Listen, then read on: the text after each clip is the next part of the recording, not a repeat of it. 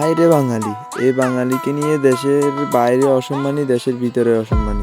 বাকি কথা ভিডিওতে বলবো, তো শুরু করা যাক ভিডিও।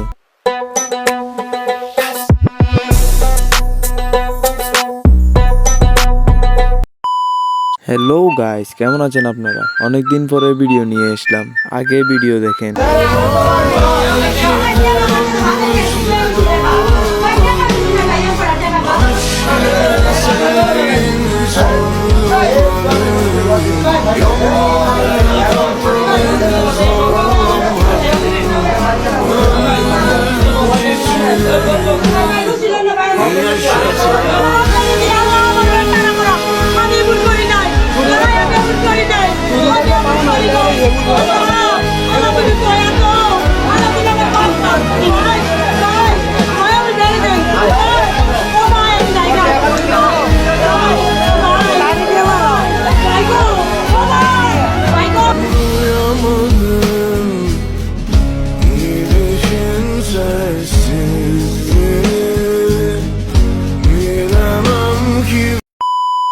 মানে কি বলবো, মানলাম সে অপরাধ করছে, মানলাম সে চুরি করছে, মানলাম সে ডাকাতি করছে, কিন্তু তার শাস্তি কি এটা?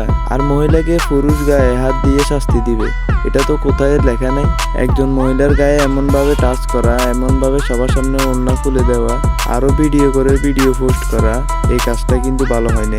এইখানে এই মহিলার ইজ্জতকে সবার সামনে বিলিয়ে দেওয়া হয়েছে। হায় রে বাঙালি। 1 কেজি খেজুর কিনতে গেছি 600 টাকা চাই।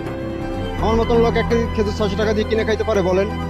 বিকল্প এখন আমরা কি করবো? খেজুরের বদলে আমরা শশাতে দেবো, শশার কেজি 100 টাকা বলেন। আমরা তখন পানি খেয়ে রোজা থাকা লাগবে যে অবস্থা। 1 কেজি খেজুর 600 টাকা 700 টাকা দিয়ে তো আমরা কিনে খাইতে পারবো না। 1 কেজি গরুর মাংস কিনতে গেলে 800 টাকা 850 টাকা, আমরা তো পারবো না, আমার কাছে তো সম্ভব না।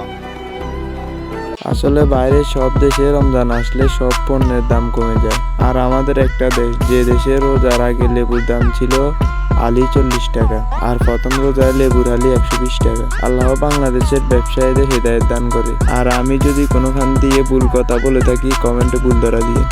ওকে, আল্লাহ হাফেজ, দেখা হবে পরের ভিডিওতে। ये मेरा नया अकाउंट है, सब्सक्राइब करना आप लोग।